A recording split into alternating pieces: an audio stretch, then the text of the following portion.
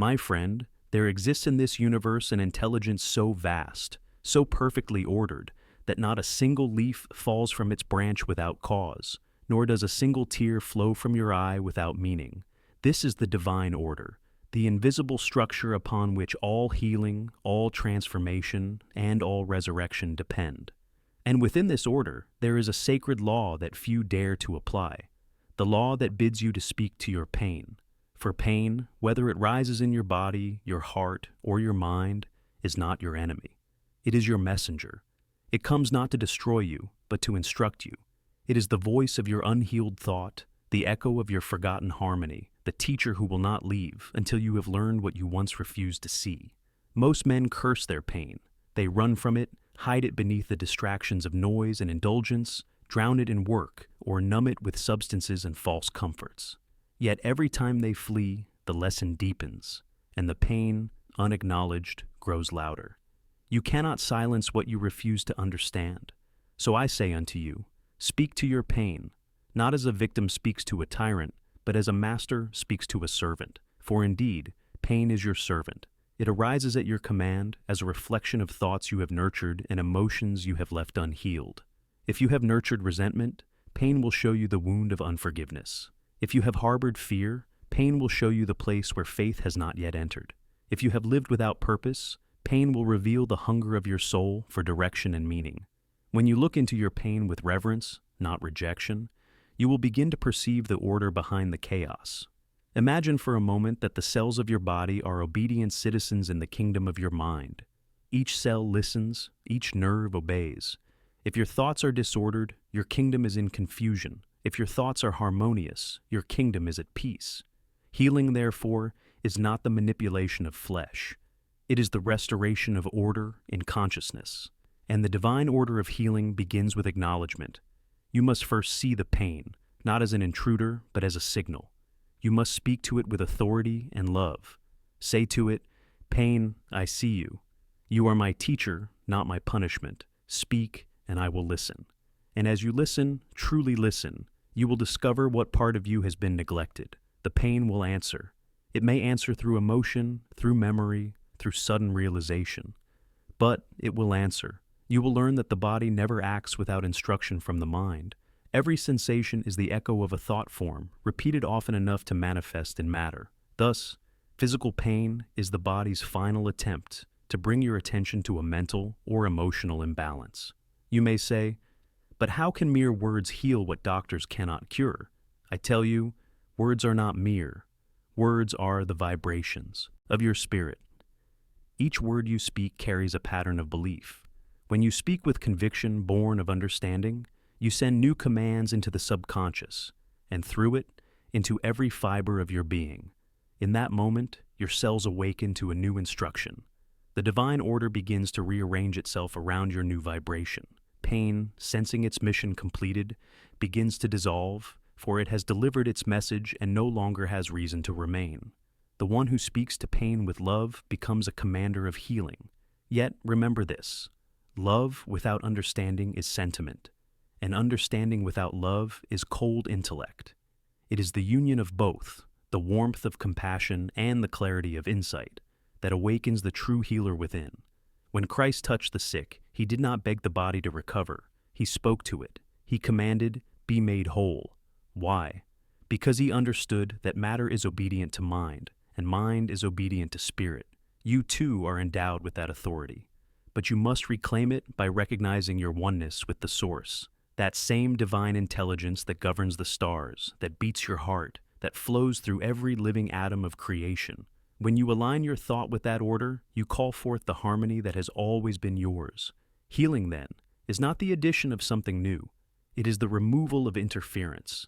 It is the lifting of veils that obscure your original perfection. Every man and woman carries within the memory of divine health, for it was written into the blueprint of the soul before the body was formed. When you speak to your pain with faith, you awaken that memory.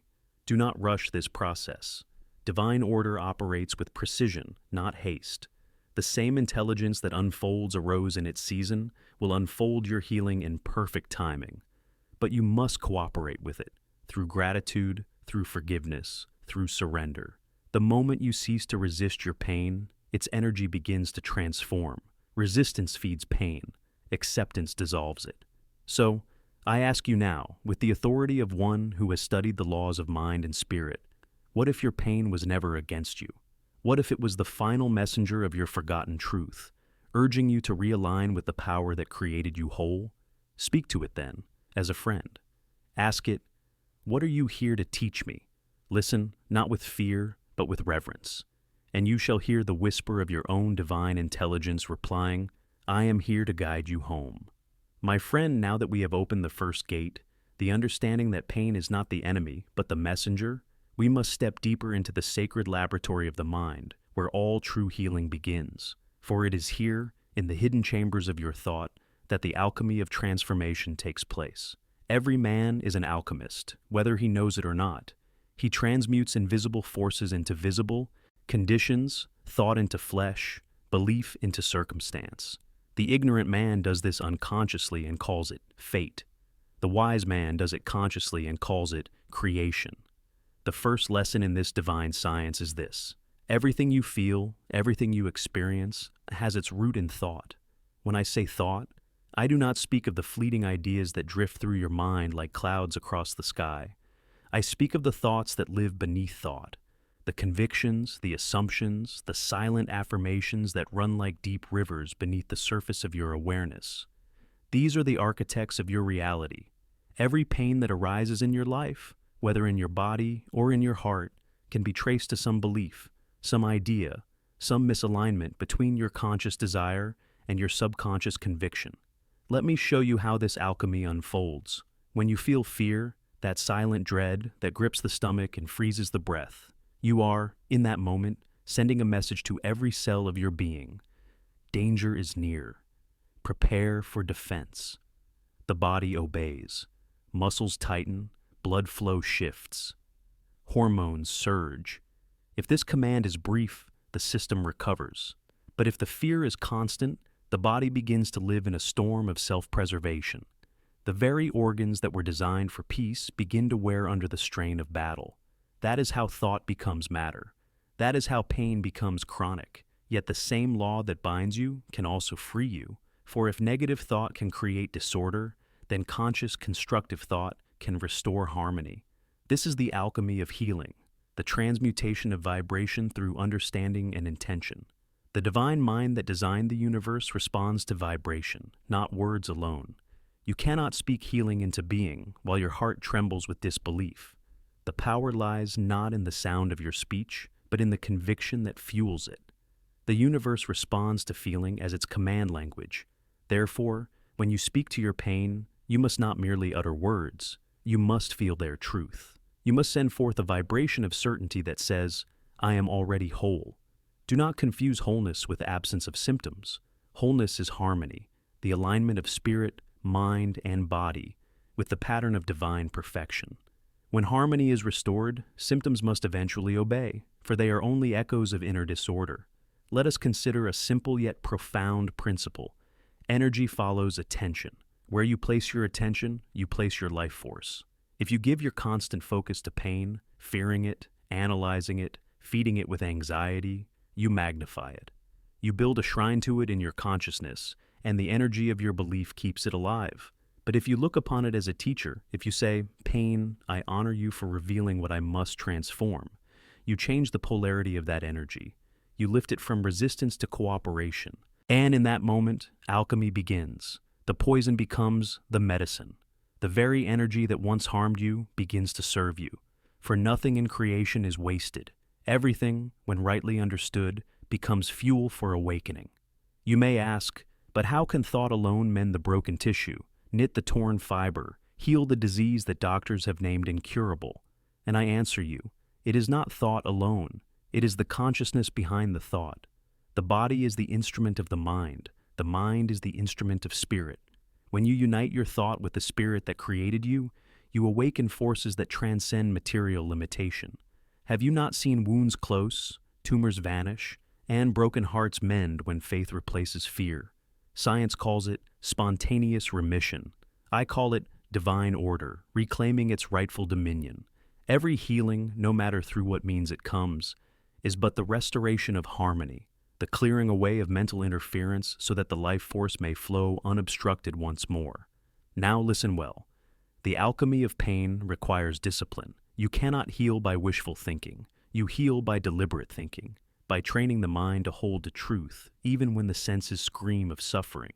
When you look upon your pain and affirm, "This too is energy, and I command it to serve my highest good," you are practicing spiritual chemistry. You are converting base emotion into golden realization. You must persist in this practice as the sculptor persists in shaping the stone. Each day you chip away at fear, doubt, and resentment.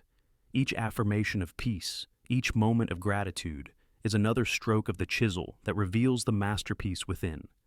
In time, the old patterns crumble, the mind grows still, and in that stillness, the body receives new instructions. Instructions born of order, not chaos.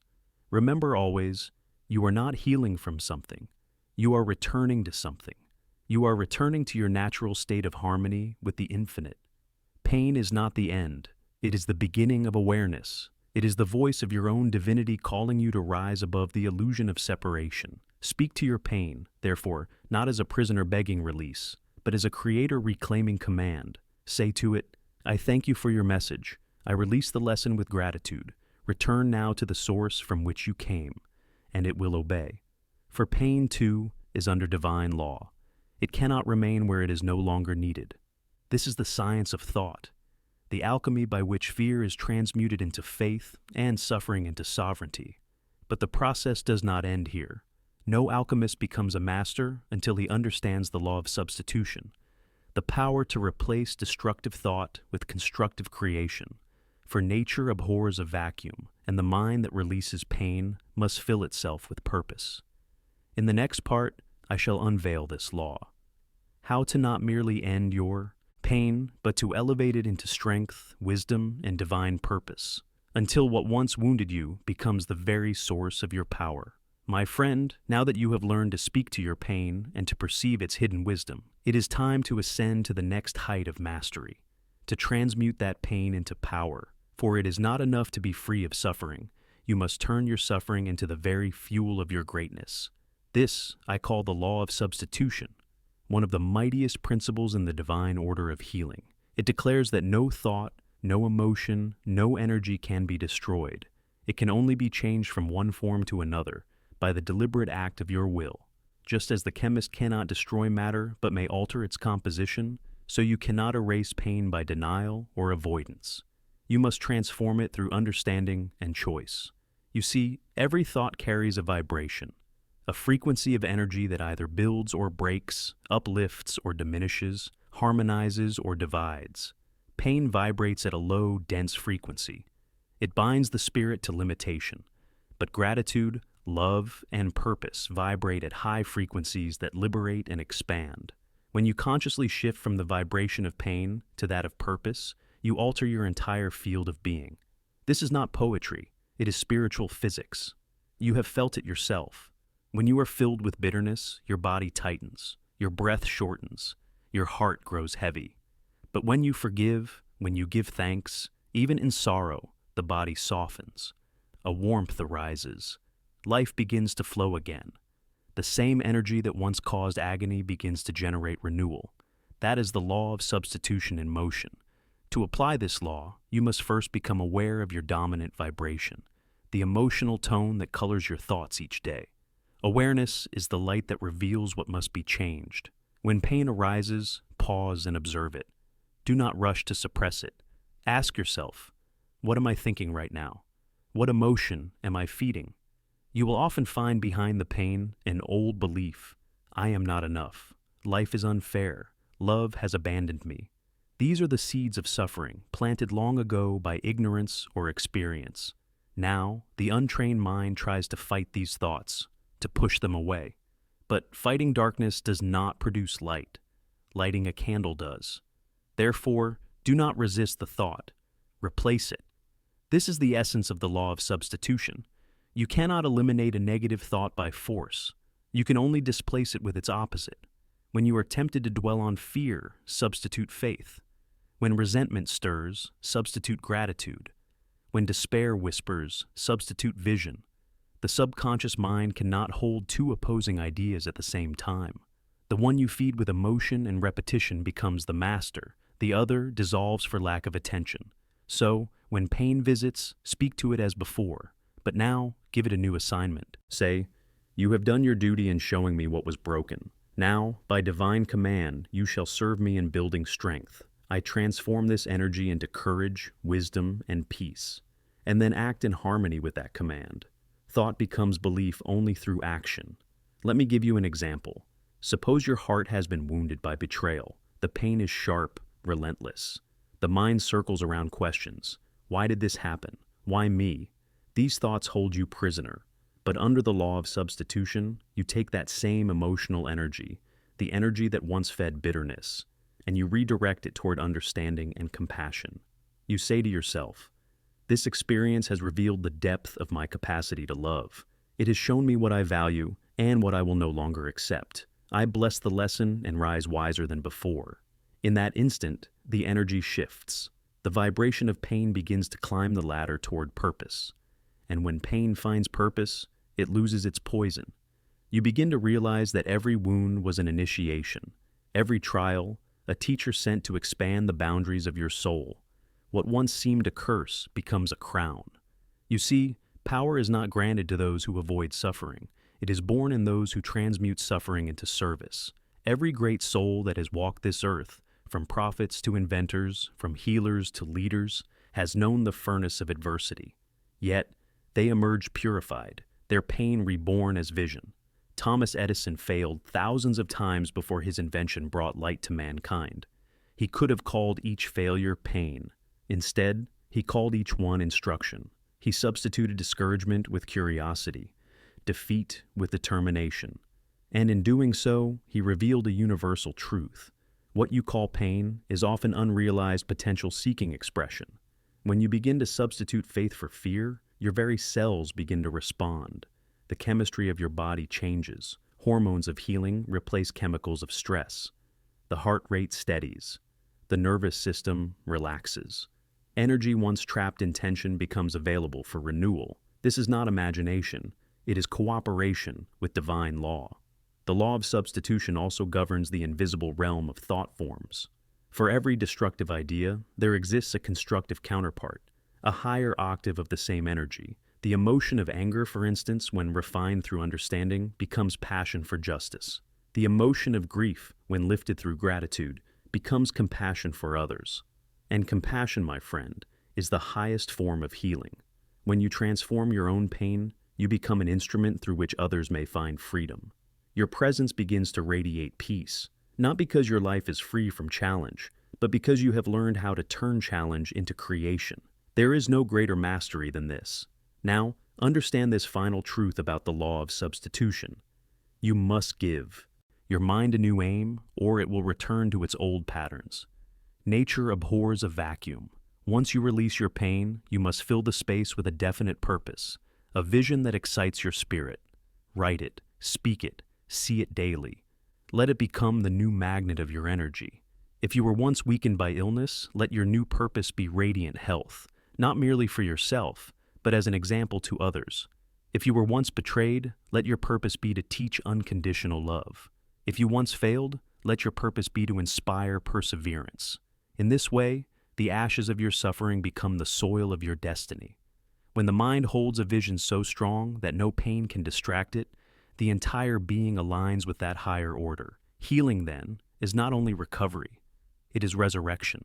This, my friend, is the true alchemy of life, to take what was meant to break you and use it to build the bridge to your higher self. When you live by this law, you no longer fear pain, for you know it cannot harm you. It can only serve you.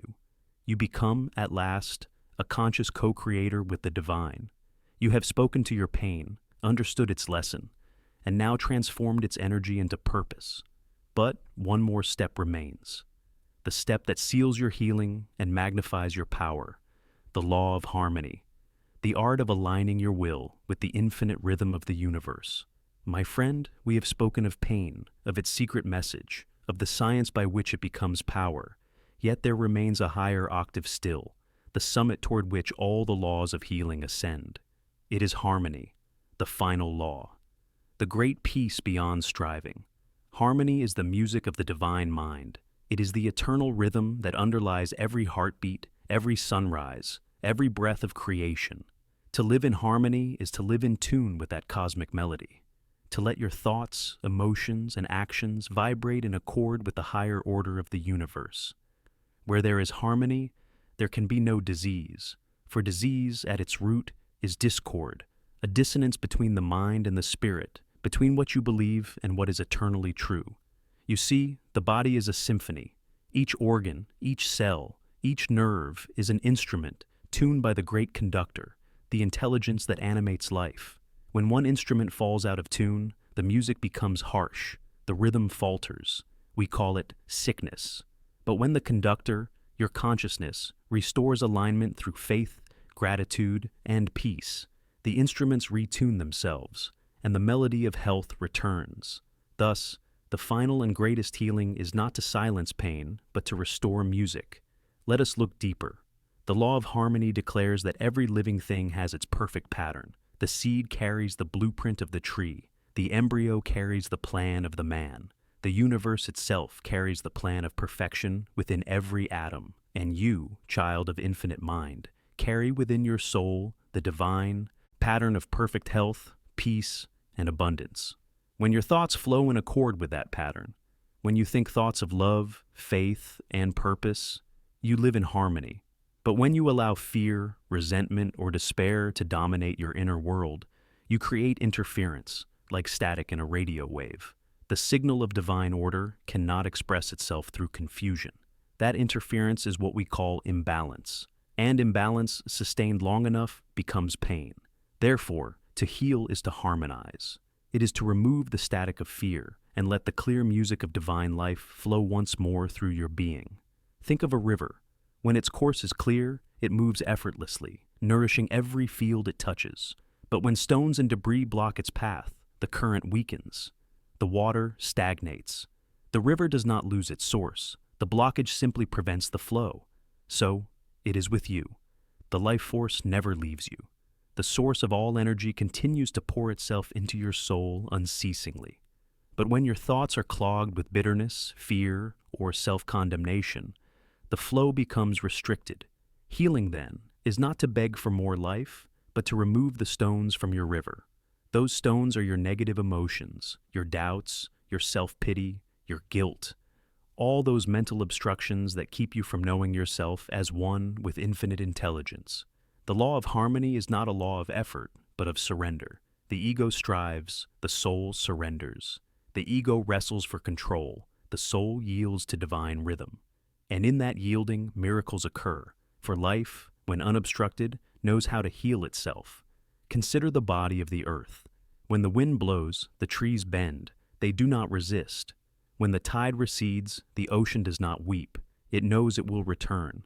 So, must you learn the wisdom of surrender, not resignation, but trust in the eternal balance that governs all things. There are seasons in your life as there are in nature. There are seasons of growth and seasons of rest, seasons of pain and seasons of renewal. To live in harmony is to accept each season without resistance, knowing that all serve your evolution. When winter comes, the wise man does not curse the snow. He tends his fire and prepares his heart for spring. So it is with your soul. When pain comes, it is winter, a time when life turns inward to strengthen its roots. When joy returns, it is spring, a time of blossoming. But both belong to the same divine rhythm. To reject one is to delay the other. You must learn to see the wholeness of experience. Harmony, therefore, is the understanding that nothing in your life is outside the order of your good. Every circumstance, however painful, carries a purpose. Every detour conceals direction. Every silence prepares for a symphony yet unheard. The man who lives in harmony no longer divides his experiences into good and bad. He sees all as movement, all as motion, within the great current of divine intelligence. He does not say, "This pain should not be." He says, "This too serves my unfolding." And in that acceptance, resistance melts, and pain, finding no opposition, dissolves into peace. The law of harmony also governs relationships, for you are not a solitary instrument. You are part of the universal orchestra. Each human soul plays its note in the grand composition of existence. When you strike your note with purity, when you act from love and integrity, you invite others to find their pitch. Discord among men is but the reflection of discord within. The quarrel between nations begins as a quarrel between thoughts. If you would bring peace to your body, bring peace to your mind. If you would bring peace to your mind, bring peace to your relationships. If you would bring peace to your relationships, bring peace to your thoughts. This is the sacred circle of harmony. And know this: when you are in harmony, you become a healing presence to all who cross your path. Your very aura, that invisible atmosphere of thought and feeling, radiates calm. People will feel peace near you and not know why. Your home will seem lighter. Your words will carry authority. You will no longer need to speak healing. You will be healing. This is the state of divine health, not merely the absence of disease, but the overflowing vitality that comes from union with Source. Yet harmony must be maintained. Like a finely tuned instrument, your mind requires regular alignment. Each morning, when you awaken, you must set the tone of your consciousness. You must tune your instrument before you play the symphony of your day. Spend a few quiet moments each dawn, aligning yourself with the infinite. Say within, I am one with the rhythm of divine life. I am attuned to the great harmony that governs all creation. My thoughts are instruments of peace, my emotions vibrations of love, my actions expressions of truth. Repeat it until you feel the vibration of that truth within every cell. Then carry that tone into the world. Do not expect to maintain harmony in noise and confusion if you have not first created silence within. The wise man withdraws daily to the secret place of his own mind to renew his attunement. He knows that outer health and prosperity are but the reflection of inner order. Harmony is the mother of abundance. Look around you. Where nature is in balance, life multiplies. Where man disrupts that balance, decay follows. So, it is in your inner world. When your thoughts are aligned with divine rhythm, success flows effortlessly. You need not chase opportunities, they are drawn to your vibration. You attract what harmonizes with your dominant frequency. Therefore, your true work is not to force results, but to maintain harmony. The rest will follow as surely as dawn follows night. When you live by the law of harmony, you cease to struggle against life. You no longer fight the current, you become the current. You no longer ask the universe for blessings. You realize that you are the channel through which blessings flow. And oh, what freedom that realization brings. Imagine walking through your days with a quiet confidence that nothing can truly harm you. Imagine facing loss and still feeling whole, for you know that the source of all things dwells within you. Imagine being able to look upon the faces of those who once hurt you and see only teachers sent to awaken deeper compassion. That is harmony. It is not achieved in a moment, but cultivated through daily practice, through forgiveness, gratitude, stillness, and service. Forgiveness restores harmony by dissolving resentment, that most corrosive of vibrations. Gratitude restores harmony by magnifying what is good and diminishing what is lacking. Stillness restores harmony by silencing the discordant chatter of the ego. Service restores harmony by aligning your will with divine purpose. Live by these 4 practices, and the divine order of healing will operate through you naturally. You will no longer seek miracles, you will live them. Let me tell you this truth, and let it strike deep into the soil of your soul. Harmony is your natural state. You need not earn it, nor beg for it. You need only remember it. Every child is born in harmony. Every breath of life carries the rhythm of perfection. It is only through false beliefs, through fear and self-condemnation, that we fall out of tune. But you can return, this very moment, simply by declaring, I now choose to live in harmony with divine life. I release resistance. I trust the order of the universe. I am whole. Say it often, believe it fiercely, live it daily. And as you do, watch how the currents of your life begin to rearrange themselves.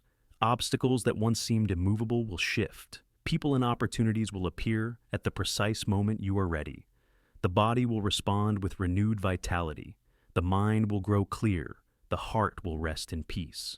For this is the promise of the law of harmony, that all things seen and unseen will conspire for your good when you align with the rhythm of the infinite. In pain, you found your teacher. In transformation, you found your power. In harmony, you find your home. And so, my friend, we come to the threshold of the final revelation, the secret that binds all these laws together, the realization of your true identity as the living expression of divine mind. For until you know who you truly are, harmony can be fleeting. But when you remember your divinity, no storm can shake your peace. Understood, my friend? Then here this address shall end, upon the summit of harmony, where pain becomes strength and strength becomes peace. Let me seal the circle of wisdom with these closing words. Remember, all that you have sought outside yourself has been breathing within you all along. There is no power that can break you if you remain aligned with the divine order that created you. Speak to your pain, transform it into power, and let it go. Listen to your heart, for it is the compass of your spirit, and walk forward, calmly, steadfastly with faith, in the rhythm of that infinite harmony we call life. This is the end of the speech, but the beginning of your transformation.